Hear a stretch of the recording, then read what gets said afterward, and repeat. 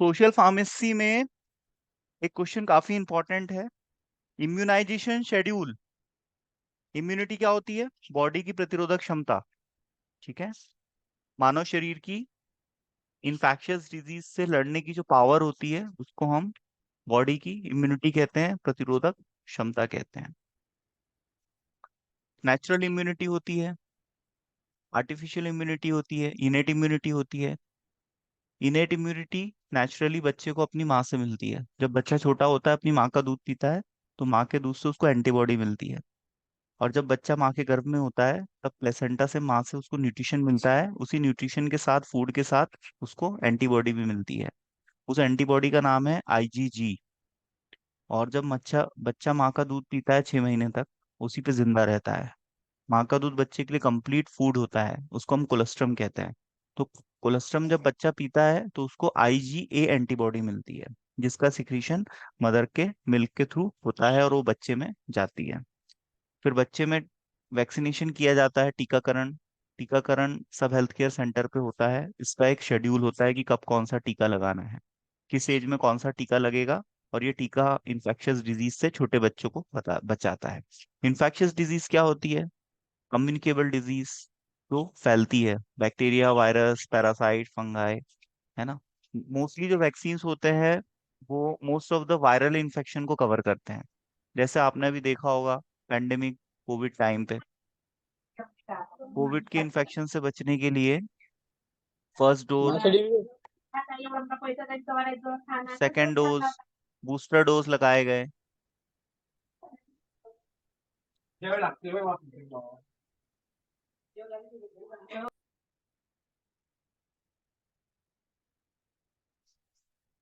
तो आज हम इम्यूनाइजेशन शेड्यूल देखेंगे, टीकाकरण का चार्ट, कि कब बच्चे को कौन सा टीका लगाया जाता है।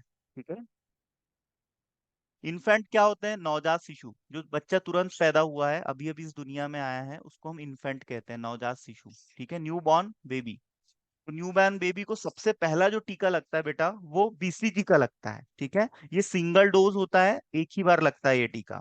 ठीक है। और ये एट बर्थ दिया जाता है। जैसे ही बच्चा पैदा होता है, तो उसको सबसे जो पहला टीका लगेगा वो ये वाला लगेगा। और यदि किसी कारण से नहीं लग पाया है, तो 1 साल के अंदर अंदर उसको लगा दिया जाता है। तो बीसीजी का टीका सिंगल डोज में लगता है, मतलब एक ही टाइम लगेगा। जैसे आपने कोविड का टीका आपको लगा, तो फर्स्ट डोज, सेकेंड डोज और बूस्टर डोज, 3 बार टीका लगा ना। वैसे ही बीसीजी केवल एक बार लगता है। ठीक है। इसलिए इसको सिंगल डोज कहते हैं। अच्छा, ये कब लगेगा? जैसे ही बच्चा पैदा हुआ, तो ये पहला टीका है और इसको जल्दी से जल्दी लगा दिया जाता है। ठीक है। यदि किसी कारण से नहीं लगा पाए, तो मैक्सिमम 1 ईयर का बच्चा होता है, उससे ज्यादा लेट नहीं करना है। ठीक है। तो ये बीसीजी के टीका लगाने का समय मैंने आपको बताया। अब हम इस कितनी मात्रा, इसकी खुराक क्या रहेगी? बच्चे को टीका लगाएंगे तो कितनी मात्रा में टीका देंगे? ठीक है। डोज क्या रहेगा उसका, खुराक क्या रहेगी, मात्रा क्या रहेगी? तो 0.05 ml। ठीक है। Up to 1 month. यदि जैसे 1 महीने का बच्चा है और उसको हम ये टीका लगा रहे हैं, है ना, 1 महीने से कम एज का, या मैक्सिमम 1 महीने की एज तक, तो उस केस में 1 मिनट।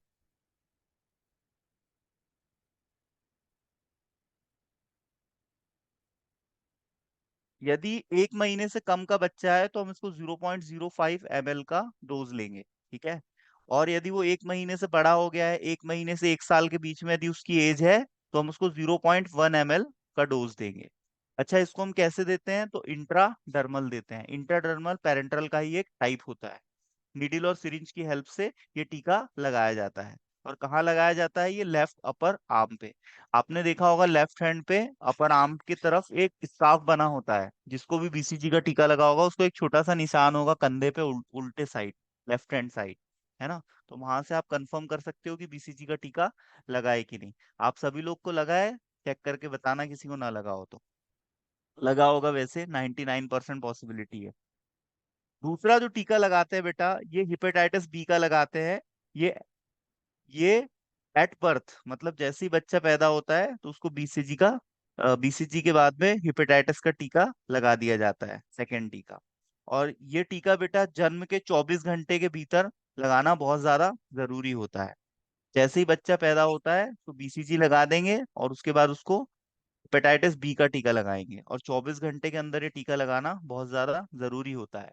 नहीं तो बच्चे को हेपेटाइटिस का इन्फेक्शन हो सकता है और उस नवजात शिशु की जान जा सकती है, उसकी मृत्यु हो सकती है। तो इसलिए ये टीके बहुत ज्यादा जरूरी है, जो उसको वायरल इन्फेक्शन से बचाएंगे और उसकी बॉडी में इम्यूनिटी डेवलप करेंगे। अब इसका डोज क्या रहता है हेपेटाइटिस बी का? 0.5 ml, और ये इंट्रामस्कुलर रूट से दिया जाता है, और ये मिड थाई पे दिया जाता है, anterolateral side of mid thigh. Mid thigh मतलब जांग पर, थाई मतलब जांग, तो जांग पर ये टीका सेंटर में, जांग की जो सेंटर होती है वहां पर लगाया जाता है इंट्रामस्कुलर रूट के थ्रू। ठीक है। तो हिपेटाइटिस बी का टीका ये बर्थ के 24 घंटे के भीतर बच्चे को लगाया जाता है, और ये 0.5 ml के डोज में लगाया जाता है, इंट्रामस्कुलर रूट के थ्रू और इंटेरोलैटरल साइड ऑफ मिड थाई। तो ये टीके का हमने रूट ऑफ एडमिनिस्ट्रेशन देखा, इसका डोज देखा, और इसका कब लगाया जाता है, लगाने का समय क्या होता है। ठीक है। थर्ड इसमें वैक्सीन आता है बेटा ओपीवी। ओपीवी का फुल फॉर्म होता है ओरल पोलियो वैक्सीन। ये भी एट बर्थ दिया जाता है, और as early as possible within first 15 days के भीतर दे दिया जाता है। बच्चा जैसे आज पैदा हुआ है तो 15 दिन के भीतर उसको ओपीवी देना बहुत जरूरी है। ये ओरल रूट से दिया जाता है, माउथ के थ्रू दिया जाता है, और इसकी 2 बूंद पिलाई जाती है। आपने सुना होगा 2 बूंद जिंदगी के, तो वो पोलियो वैक्सीन के होते हैं। ठीक है। 2012 के बाद भारत पोलियो मुक्त देश घोषित हो चुका है। अब हमारे देश में पोलियो के केस नहीं है, सभी बच्चों को टीके लगाए जा चुके हैं, और किसी को पोलियो नहीं होता है। ठीक है। अब ये जो पोलियो है बेटा, इसका फर्स्ट डोज, सेकेंड डोज और थर्ड डोज बच्चे को लगाया जाता है। ठीक है। तो पहला डोज तो मैंने आपको बताया है ना, 15 डेज के भीतर लगा देते हैं, जिसको हम जीरो डोज बोलते हैं। ठीक है। जीरो डोज कब लगेगा? बर्थ के 15 डेज के भीतर। अब उसका जो फर्स्ट डोज है, सेकेंड डोज और थर्ड डोज है, वो कब कब लगेंगे, ध्यान से सुनो। ओपीवी का फर्स्ट डोज लगेगा 6 सप्ताह पर, और सेकेंड डोज लगेगा 10वें सप्ताह पर, और फिर 14th वीक। तो ऐसे करके इसके कितने डोज लग गए? 4 डोज लग गए। मतलब एक zero dose, one second dose, first dose, second dose और थर्ड डोज। ठीक है। जीरो डोज कब दिया हमने? एट बर्थ दिया, 15 डेज के भीतर भीतर। फिर उसके बाद हमने सेकेंड फर्स्ट डोज कब दिया? 6वें सप्ताह में। और सेकेंड डोज कब दिया? 10वें सप्ताह में। और थर्ड डोज दिया 14वें सप्ताह में, 14th वीक में। ठीक है। और इसका हम डोज क्या रखेंगे? 2 ड्रॉप्स देते हैं हर बार। ठीक है। डोज इसका ड्रॉप्स में चलता है। हम इसको ओरल रूट से देते हैं, है ना। जब भी पोलियो का टीका लगता है तो सारे डोज इसके ओरल रूट से दिए जाते हैं। पेंटावेलेंट, पेंटावेलेंट का टीका लगता है, इसके फर्स्ट, सेकंड और थर्ड डोज दिया जाता है। फर्स्ट डोज इसका दिया जाता है 6वें सप्ताह में, 10वें सप्ताह में और 14th वीक में दिया जाता है। इसका डोज क्या होता है? 0.5 ml, और ये इंट्रामस्कुलर रूट से दिया जाता है, और ये भी थाई पे लगता है, anterolateral side of mid Thai, जांग पे लगता है। फिर मीजल्स का टीका लगता है। मीजल्स का टीका कब लगता है? ये 1 साल के भीतर भीतर बच्चे को लगा दिया जाता है। 9 महीने से 12 महीने के बीच में ये टीका दिया जाता है। ये टीका बच्चों को थोड़ा सा लेट लगता है, जैसे हमने बाकी के टीके देखे कुछ जो कि एट बर्थ मतलब पैदा होते से लगा दिए जा रहे थे, तो मीजल्स का टीका ऐसा नहीं होता। 9 महीने तक वेट करना पड़ता है। जैसे ही बच्चा 9 महीने का होता है उसको टीका लगा देते हैं, और ना लगा पाए तो 12वें महीने तक कभी भी लगाया जा सकता है। 3 महीने का समय होता है। इसका डोज क्या होता है? इसका डोज होता है 0.5 ml, और ये सबक्यूटेनियस रूट से दिया जाता है। राइट अपर आर्म पे ये टीका लगाया जाता है। फिर बच्चे को विटामिन ए का डोज दिया जाता है ना। जब वो 9 महीने का हो जाता है तो बच्चे को विटामिन ए का डोज दिया जाता है। 1 लाख इंटरनेशनल यूनिट, 1 ml का डोज देते हैं बच्चे को, ओरल रूट से देते हैं, माउथ के थ्रू। ठीक है। तो ये विटामिन ए की डेफिशिएंसी से कौन सी डिजीजेस होती हैं? इससे इम्यूनिटी कमजोर होती है, और इससे आई आई कमजोर होती है, आई साइट, विजन ब्लड होता है। ठीक है। तो आंखों के लिए बहुत ज्यादा जरूरी है, और इम्यूनिटी के लिए विटामिन ए, और छोटे बच्चों में इसकी डेफिशिएंसी ना हो इसीलिए उनको टीके के रूप में लगाया जाता है। फिर DPT vaccine, DPT booster dose लगाया जाता है 16 से 24 मंथ के बीच में। ये चिल्ड्रन को लगने वाले डोजेज अब यहाँ से शुरू हो गए हैं, ठीक है। जब बच्चा 16 महीने से 24 महीने के बीच में आ जाता है, तो 16 से 24 महीने के बीच में उसको डीपीटी बूस्टर का डोज लगता है, जो कि 0.5 ml इंट्रामस्कुलर रूट से मिड थाई पर दिया जाता है। फिर मीजल्स का दूसरा टीका, है ना, इसके पहले मीजल्स का पहला टीका इन्फेंट को लगा था। अब मीजल्स का दूसरा टीका लगता है, जो कि 16 से 24 महीने के बीच में दिया जाता है, 0.5 ml के डोज में सबक्यूटेनियस रूट से दिया जाता है, राइट अपर आर्म पे। राइट अपर आर्म मतलब हमारा जो हाथ है उसका जो कंधे वाला एरिया है, वहां पर दिया जाता है। फिर ओपीवी का बूस्टर डोज दिया जाता है, जो कि 16 से 24 महीने के बीच में दिया जाता है। ओपीवी का बूस्टर डोज 16 से 24 महीने के बीच में दिया जाता है। इसमें 2 ड्रॉप दी जाती है और ओरल रूट से दिया जाता है, माउथ के थ्रू। जैपनीज इंसेफेलाइटिस, ये 16 से 24 महीने के बीच में दिया जाता है और इसका डोज होता है 0.5 ml सबक्यूटेनियस रूट से लेफ्ट अपर आर्म पे दिया जाता है। फिर विटामिन ए का जो सेकेंड डोज रहता है वो, और एक इसका सेकेंड डोज होता है और फिर ये चलता है 9th डोज तक, ठीक है। तो इसका सेकेंड डोज हम ओपीवी के साथ में दे देते हैं या डीपीटी के साथ में कॉम्बिनेशन में भी दे देते हैं। और फिर हम हर 6-6 महीने में, बच्चा जब तक 5 साल का नहीं हो जाएगा, हम उसको पूरे 9 डोज लगाते हैं, ठीक है। तो ये विटामिन ए के पूरे टोटल डोज कितने लगते हैं? 9 डोज, और उनके बीच में अंतराल कितना रखते हैं? 6-6 महीने का, ठीक है। तो जो पहला डोज है बेटा वो 1 ml का रहता है, उसके बाद के जो सारे डोज है ना वो 2 ml के रहते हैं। 2 ml मतलब 2 लाख इंटरनेशनल यूनिट्स। आईयू जो है वो इसको मेजर करने की यूनिट होती है, इंटरनेशनल यूनिट्स। तो पहला जो हमने दिया था डोज वो 1 ml था, फिर उसके बाद के सारे डोज 2-2 ml रहेंगे। ओरल रूट से देते हैं, माउथ के थ्रू। फिर डीपीटी का बूस्टर डोज लगता है जब बच्चा 5 से 6 साल का हो जाता है। इसका डोज होता है 0.5 ml इंट्रामस्कुलर रूट से दिया जाता है अपर आर्म पे। और फिर सबसे लास्ट में बच्चे को एक वैक्सीन लगता है, टीटी, टिटनस का वैक्सीन देते हैं। ये 10 से 16 साल की एज में दिया जाता है, 0.5 ml के डोज में इंट्रामस्कुलर इसका रूट होता है और ये अपर आर्म पे दिया जाता है, ठीक है। मैं आपसे लिंक शेयर करूंगा, चार्ट आप देख सकते हो। जो चार्ट मैंने आपको बताया है ये चार्ट आपको मिल जाएगा, ठीक है। अभी मैं लिंक शेयर करूंगा लेक्चर के बाद में, तो वहां से आप इसके नोट्स बना लीजिएगा, इस चार्ट को याद कर लीजिएगा। ये चार्ट बहुत ज्यादा इंपॉर्टेंट है। इवन आप लोगों को सारे वैक्सीन लगे भी होंगे, है ना। आपको शायद याद नहीं है, आप छोटे थे, लेकिन ये सारे वैक्सीन आपको लगे होंगे। आप अपनी आपकी मम्मी से पूछोगे तो वो आपको बताएगी, है ना। हॉस्पिटल से एक चार्ट मिलता है और वो चार्ट पे डेट लिखी रहती है, और माताओं को समझाया जाता है कि उनको अपने बच्चों को, अपने राज दुलारों को, लाडलों को कब लेके आना है टीके के लिए। मेल फीमेल दोनों ही बच्चों को टीके लगते हैं, ठीक है। तो आप लोग पूछना अपनी मम्मी से कि मेरा मुझे सारे टीके लगे हैं या नहीं, ठीक है। अच्छा, किसी को कोई टीका नहीं लगा हो तो आप लगवा सकता है क्या, बताओ? हम्म। अब नहीं लगा सकता बेटा टीका, है ना।